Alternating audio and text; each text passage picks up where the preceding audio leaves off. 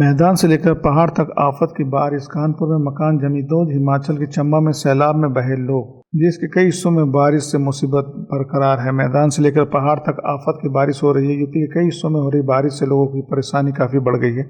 प्रदेश के सहारनपुर और कानपुर में कई जगहों पर जल भराव की स्थिति है। कानपुर में तो बारिश की वजह से मकान गिरने की खबर है। हिमाचल के चंबा में बारिश हुई जिससे नदी नाले सब उफान पर आ गए।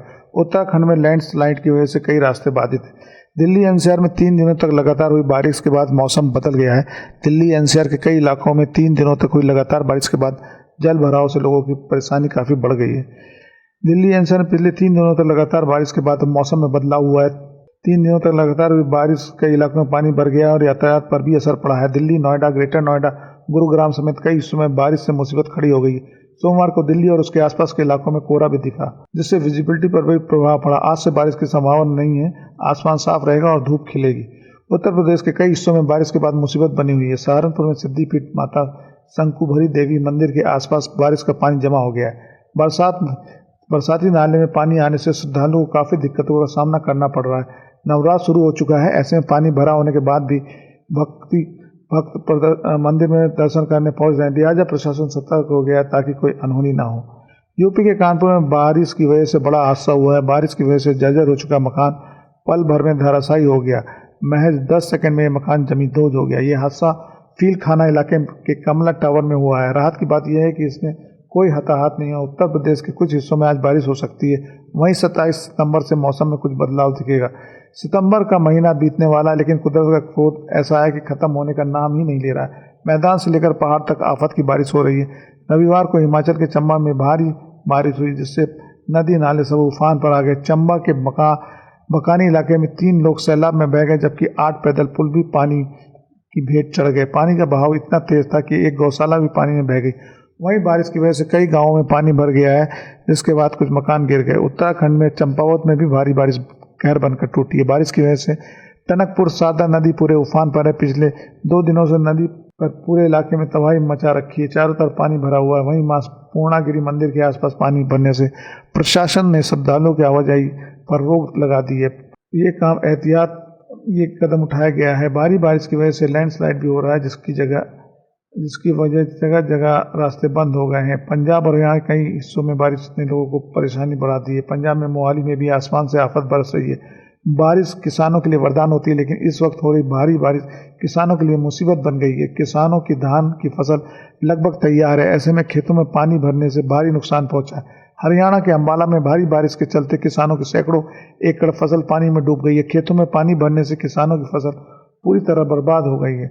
महाराष्ट्र में मौसम में बदलाव दिख रहा है। उत्तर प्रदेश में इस वक्त बारिश से राहत मिली है। हालांकि कुछ दिनों पहले कई जिलों में भारी बरसात की वजह से किसानों को बहुत नुकसान झेलना पड़ा। किसानों की फसलें प्रभावित हुई। धुले जिले के कपास किसानों को भारी बारिश से काफ़ी नुकसान पहुंचा है। फसल में रोग लगने से किसान चिंतित हैं। उधर मुंबई के वेल्लेपाले इलाके में जर्जर हो चुके मकान एक के बाद एक भरभरा कर गिर रहे हैं। वेल्लेपाले में मिठीबाई कॉलेज के पास नाले के किनारे कई मकान बने थे। रेस्क्यू टीम मौके पर पहुंची और राहत बचाव के काम में जुट गई। बगावत, शक्ति प्रदर्शन और अध्यक्ष चुनाव। राजस्थान के पॉलिटिकल ड्रामे ने आला कमान के सामने खड़ी कर दी हैं चुनौतियां। कांग्रेस में अध्यक्ष चुनाव को लेकर हलचल के बीच राजस्थान में सियासी घमासान मचा हुआ है। अशोक गहलोत के समर्थक विधायकों ने पायलट के सीएम बनने पर ऐतराज जताते हुए बगावत कर दी है। सचिन पायलट के सिर ताज सजने की संभावना को देखते हुए गहलोत के विधायकों ने विधानसभा अध्यक्ष सीपी जोशी को सामूहिक तौर से इस्तीफा सौंप दिया। इस्तीफा देने वाले विधायकों की संख्या 80 से अधिक बताई जा रही है। राजस्थान में हो रही सियासी बवाल के बीच सोनिया गांधी ने मौजूदा सीएम मुख्यमंत्री अशोक गहलोत, सचिन पायलट, कांग्रेस प्रभारी अजय माकन और मल्लिकार्जुन खड़गे को दिल्ली बुलाया है। राजस्थान के सीएम अशोक गहलोत के खेमे में 80 से अधिक विधायकों ने विधानसभा अध्यक्ष सीपी जोशी को सामूहिक इस्तीफा सौंप दिया। सूत्रों के मुताबिक गहलोत के समर्थक नहीं चाहते कि नगर मुख्यमंत्री का नाम उन लोगों में से निकले जिन्होंने साल 2020 में गहलोत के खिलाफ बगावत की थी। 23 सितंबर को कैमरे पर अशोक गहलोत ने खुद कहा था कि राजस्थान के अगले सीएम को लेकर आला कमान और प्रभावी तय करेंगे, लेकिन अब गहलोत को आला कमान के प्रोजेक्ट पायलट पर ही एतराज हो चला है। सूत्रों के मुताबिक विधायकों का कहना है कि अगर सीएम अशोक गहलोत कांग्रेस अध्यक्ष बनते हैं और मुख्यमंत्री के पद से इस्तीफा देते हैं तो नए मुख्यमंत्री उन 102 विधायकों में से बनाया जाए जो पायलट की सरकार गिराने की कोशिश के दौरान कांग्रेस के साथ खड़े थे। उधर गहलोत ट्वीट करके कांग्रेस हाईकमान को राजनीति के मायने सिखा रहे हैं। गहलोत कह रहे हैं कि आलाकमान की पहली प्राथमिकता 2023 का राजस्थान विधानसभा चुनाव जीतना ही होगा, क्योंकि कांग्रेस के पास बड़े राज्यों के नाम पर राजस्थानी है। कांग्रेस विधायक दल की बैठक बुलाई गई थी, जो कि विधायकों की बगावत के बाद रद्द कर दी गई। अब सवाल है कि क्या अशोक गहलोत कांग्रेस अध्यक्ष पद का चुनाव लड़ेंगे? इससे भी बड़ा सवाल यह है कि क्या आलाकमान के फैसले के खिलाफ बगावत करने वाले गहलोत का अध्यक्ष बनना संभव है?